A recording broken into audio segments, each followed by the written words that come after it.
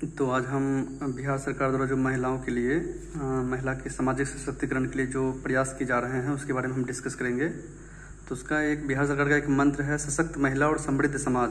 इसी मंत्र के ध्यान में रखते हुए जो बिहार के मुख्यमंत्री नीतीश कुमार हैं, राज्य सरकार की जो महिलाएं हैं उनके सर्वांगीण विकास के लिए कई तरह की योजनाओं को धरातल पर उतार रही है। उसमें से हम डिस्कस करेंगे कि किस तरह की योजनाएं हैं जो धरातल पर उतार करके महिलाओं का जो आर्थिक, चाहे सामाजिक हो, चाहे राजनीतिक हो, चाहे सांस्कृतिक सुधार के लिए प्रयास कर रही है। इसमें महिलाओं के शैक्षणिक, आर्थिक रूप से किस तरह से सशक्त हुई है, सामाजिक विकास को में किस तरह से महिलाएं अपनी भूमिका अदा कर रही है, तो इसके बारे में हम डिस्कस करेंगे। और यह सारे विभाग में जो विकास हुए हैं उससे किस तरह से विकास की गति को एक आयाम तक पहुंचाने में मददगार साबित हो रही है। तो उसमें एक कदम है कि महिला संवाद। अब आगे हम पढ़ते हैं कि राज्य सरकार के आरक्षण नीति को लाभ को लेकर महिलाएं दिखा रही अपना नेतृत्व। कैसे दिखा रही कि जो 2006 ईस्वी में वर्ल्ड बैंक की मदद से एक स्वयं सहायता समूह का भी गठन किया गया था, जिसमें महिलाओं के आर्थिक सशक्तिकरण की बात की गई।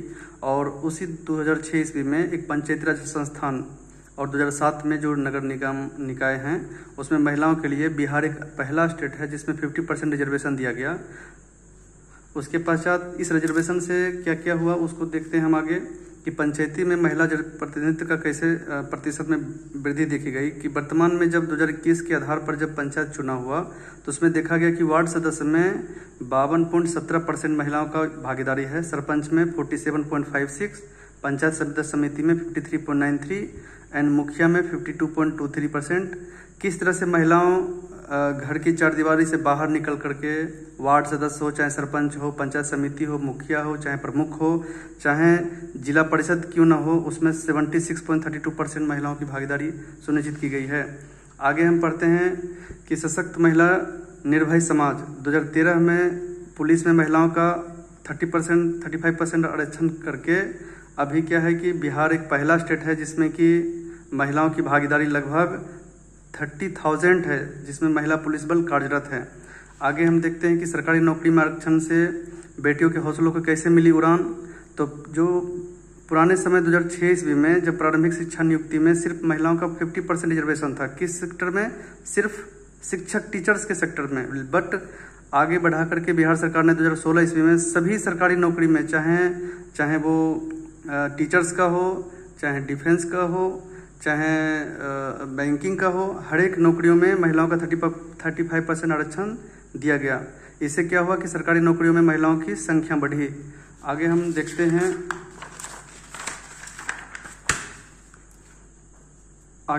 हैं कि 2016 के बाद जो सारे सेक्टर्स में बढ़ाने से क्या हुआ कि मेडिकल हो, चाहे इंजीनियरिंग हो, चाहे खेल यूनिवर्सिटी के नामांकन में हो, सारे के नॉमिनेशन में क्या किया, 33% का आरक्षण लड़कियों के लिए सुनिश्चित की गई। आगे हम पढ़ते हैं कि बिहार सरकार ने और कौन सी योजना से महिला के सशक्तिकरण में उत्थान का कार्य किए। तो 2001 ईस्वी के सर्वे से पता चलता है कि महिला का साक्षरता दर 33.57% सिर्फ था। बट 24 ईयर्स के पश्चात 2025 में जब सर्वे किया गया तो पता चला कि 73.91%। ये वृद्धि दिखाता है कि महिला किस तरह से आर्थिक सशक्त हुई, चाहे शैक्षणिक सेक्टर्स में हो। आगे हम देखते हैं कि उसका नामांकन में किस तरह से वृद्धि हुई। 2005 का सर्वे देखा गया तो 1,87,000 महिलाएं सिर्फ नॉमिनेशन हुई थी 10वीं कक्षा में। बट 2024 का सर्वे में आया कि 8,72,000 जो महिलाएं हैं। किस तरह से अब देखते हैं कि लगभग 8 गुना महिलाएं मात्र 19 साल में वृद्धि देखी गई। आगे हम पढ़ते हैं कि मुख्यमंत्री कन्या उत्थान योजना के थ्रू उसमें देखते हैं कि महिलाओं का पोशाक हो, चाहे सिविल सर्विस का जो प्रोत्साहन राशि हो, बेटियों को संरक्षण के लिए, स्वास्थ्य के लिए, शिक्षा के लिए स्वावलंबन स्कीम चलाई जा रही है। उसमें विभिन्न चरणों से लेकर के, चाहे संरक्षण, स्वास्थ्य, शिक्षा, स्वावलंबन, उनके बचपन से लेकर के जो 10th या 12th क्लास तक जब महिलाएं जाती है उनके विभिन्न चरणों में 94,100 रुपये तक का विभिन्न चरणों में उस पर एक खर्च होता है। अब तक जो है राज्य ने 3,13,477 बच्चियों को लगभग 120 करोड़ रुपए का राशि वितरित किया है। आगे हम इसमें पढ़ेंगे कि और महिलाओं के उत्थान के लिए क्या क्या कार्य किए हैं। तो एक अभी क्या है कि हाल ही में 106 संविधान संशोधन 2023 के तहत एक आया था नारी शक्ति वंदना अधिनियम। उसमें ये कहा गया है कि परिसीमन जो आर्टिकल 82 में संवैधानिक प्रावधान है, उसमें ये कहा गया कि जो वर्ष 2026 का जो पहले निर्वाचन होगा उसमें महिलाओं के लिए 33% रिजर्वेशन सुनिश्चित की जाएगी, चाहे वो लोकसभा हो, चाहे राज्यसभा हो, और चाहे जो बिहार का जो केंद्रीय यूटी दिल्ली हो उसमें महिलाओं का 33% रिजर्वेशन सुनिश्चित किया जाएगा। उससे क्या होगा, महिलाओं का आर्थिक सशक्तिकरण होगा, आर्थिक के साथ राजनीतिक सशक्तिकरण भी सुनिश्चित की जाएगी। आगे हम सर्वे में देखते हैं कि वर्ष 1951 में जो पहली आम चुनाव हुआ तो उसमें 22 महिलाएं सिर्फ सांसद नियुक्ति की गई थी, जो पूरे सांसदों का 4.5% था। बट 2019 का 17वीं लोकसभा चुनाव में देखा गया कि 78 महिलाओं ने भागीदारी दिखाई और वो पूरे संसद के चुनाव का 14.36% था। तो आप देख सकते हैं कि किस तरह से इनकी बढ़ोतरी सुनिश्चित की जा रही है। और वर्ष 2024 में 74 महिलाएं ने सांसद की नियुक्ति हुई, जिसमें कि पूरे सांसद जितने भी सांसद चुनाव हुए उसमें 13.63% भागीदारी इनकी सुनिश्चित हुई। तो इस तरह से हम देख सकते हैं कि किस तरह से नारी शक्ति वंदना अधिनियम जब 33% रिजर्वेशन की जाएगी तो ये वृद्धि और देखने को मिलेगी। तो महिलाएं, इससे क्या हो रहा है कि महिलाओं की आर्थिक प्रतिनिधित्व बढ़ रहा है और लैंगिक समानता बढ़ रही है, महिलाओं की भागीदारी सुनिश्चित हो रही है, और वो न सिर्फ आर्थिक स्वतंत्र हो रहा है जबकि राजनीतिक, शैक्षणिक, सांस्कृतिक हर एक सेक्टर्स में महिलाओं की भागीदारी अभी देखी जा सकती है। एक सर्वे और देखते हैं कि सेंसस जो 2011 में आई थी उसमें देखा गया कि बिहार का जो लिंगानुपात था 918 था, यानी 1000 महिला पे 918 महिला की काउंटिंग की गई थी। बट बिहार एक पहला स्टेट था जिसने जाति जनगणना कराई वर्ष 2023 में। उसमें यह देखा गया है कि महिलाओं की जो संख्या है प्रत्येक 1000 पुरुष पर 953 गणना की गई है। यह अनुपात यह दिखाता है कि महिला का जो लैंगिक अनुपात है वो बढ़ोतरी देखी गई है।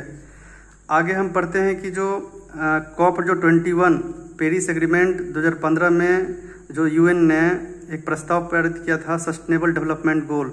सस्टेनेबल डेवलपमेंट गोल के तहत टोटल 17 गोल डिसाइड किए गए हैं जो वर्ष 2015 से लेकर 2030 तक पूरे करने हैं। इस टोटल 17 गोल में सस्टेनेबल डेवलपमेंट गोल संख्या 5 यह बताता है कि जेंडर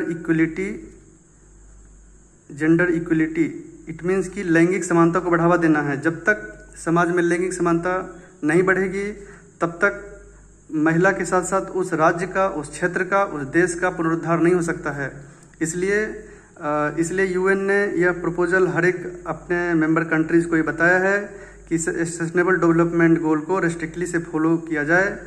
और इस प्रस्ताव को आगे बढ़ाते हुए भारत में एक नीति आयोग है, national institute of transforming India, जो 1 जनवरी 2015 से लगातार भारत का यह गोल को प्राप्त करने में अपने स्तर पर जिलाकांक्षी कार्यक्रम हो, चाहे प्रखंड आकांक्षी कार्यक्रम हो, स्वास्थ्य सूचकांक हो, चाहे पेयजल की समस्या से पुनरुद्धार कैसे पाया जाए हो, चाहे डिजिटल एकीकरण हो, वित्तीय समावेशन हो, हर एक सेक्टर्स को बारीकी से उत्थान करते हुए हर एक 17 गोल को लक्ष्य की प्राप्ति करने के लिए अग्रसर आगे बढ़ रहे हैं। आगे हम देखते हैं कि आर्थिक स्वावलंबन से बढ़ा महिलाओं का आत्मसम्मान। वर्ष 2006 में, अब पहले भी मैंने बताया था कि विश्व बैंक की मदद से बिहार सरकार ने एक स्वयं सहायता समूह का गठन किया था जिसका नाम था जीविका। अभी भी जीविका बिहार में काफ़ी आर्थिक उत्थान किए हैं। ग्रामीण क्षेत्रों में महिलाओं के लिए 10,63,000 स्वयं सहायता समूह से जुड़े हुए हैं, जिसमें और शहरी क्षेत्रों में 35,279। इससे क्या हुआ, जुड़कर के राज्य के लगभग 1,35,00,000 से अधिक महिलाएं जीविका दीदी बनी और उनके परिवार बने स्वावलंबी। अगर महिला सशक्त हुई तो परिवार सशक्त हुए, परिवार सशक्त हुए तो उसने बच्चों को एक मौलिक शिक्षा, उनका मौलिक संस्कार दे पाए। और इन समूह के माध्यम से लगभग 10,40,000 से अधिक बैंक खाते खोले गए। बैंक खाते खोलने से क्या हुआ कि उनका वित्तीय समावेशन हुआ, हर एक महिला का एक वित्त तक पहुंच सुनिश्चित हुई, उनका पूंजी का एक रखरखाव हो, चाहे उनका ऋण हो, चाहे निवेश हो, हर एक सेक्टर्स में उनका वृद्धि देखी गई। Thank you.